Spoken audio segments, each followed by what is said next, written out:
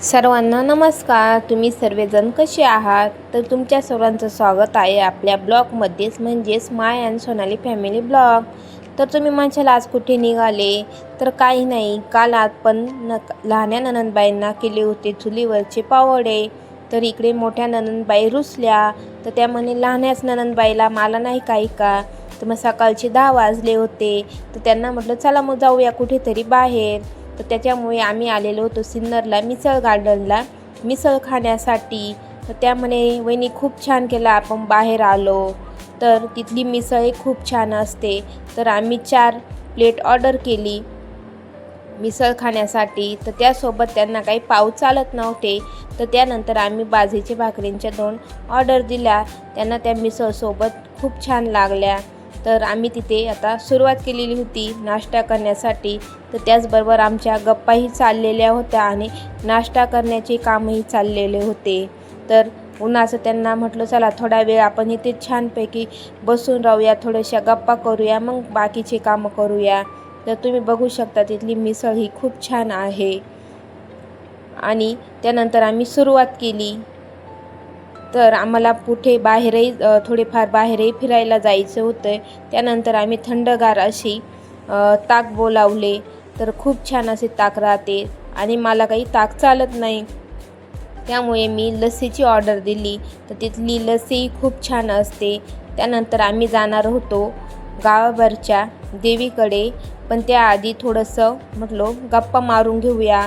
तर लहान्या नणंदबाई ह्या थोड्याशा चेष्टा करणाऱ्याच आहे. तर त्यांनी काहीतरी जोक मारला, त्याच्यामुळे आम्हाला खूप हसू आलं.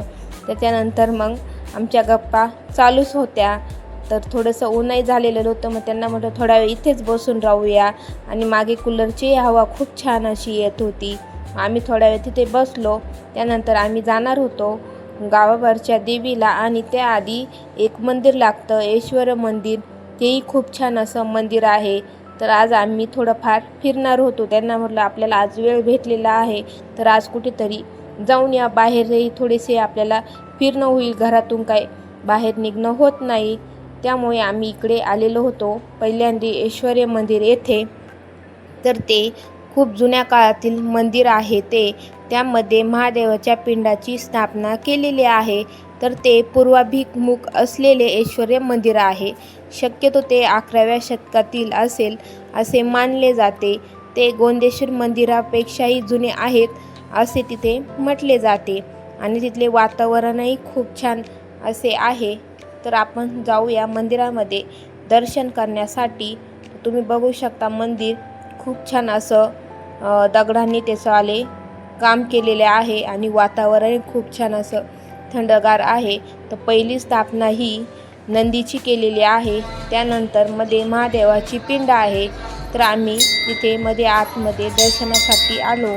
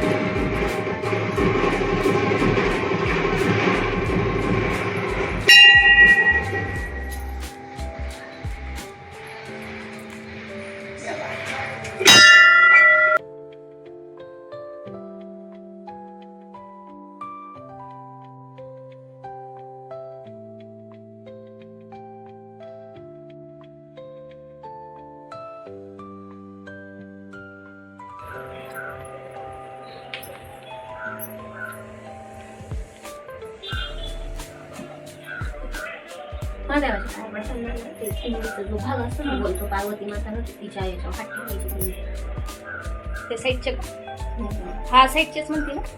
तो मध्ये हा गोल झाले हा मोकळा कडा नाही कडा मध्ये का उजव्या साईडला आहे ना गणपती राहतो, तिकडून कार्तिकी मध्ये त्यांची अशोक सुंदरी अशी मुलगी राहते.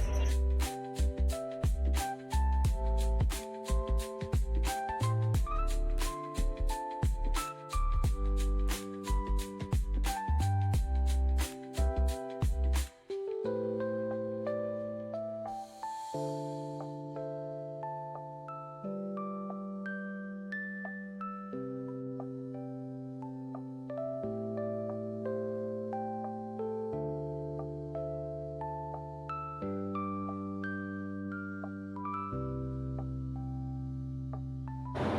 करून झाल्यानंतर आम्ही तिथे बाहेर गाभाऱ्यात येऊन बसलो. तर खूप छान असं वातावरण आणि थंडगार असे वातावरण तिथे होते.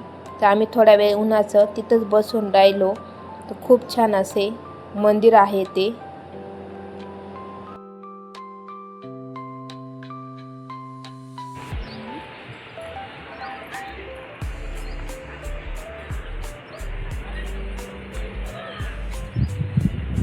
त्यानंतर आम्ही तिथून निघालो. तर इथे मंदिराविषयी खूप छान अशी माहिती दिलेली होती. मराठी भाषेत, हिंदी भाषेत आणि इंग्रजी भाषेत अशी 3 भाषांमध्ये त्यांनी ती माहिती दिलेली होती. त्यानंतर आम्ही इकडे आलो गाभाऱ्याच्या देवीला. तिथे आपल्या सप्तशृंगी मातेची खूप छान अशी मूर्त आहे. तर म्हटलं चला तिकडे आपण जाऊन दर्शन करून घेऊया. तर आम्ही तिथे आलो आणि दर्शन करीत होतो.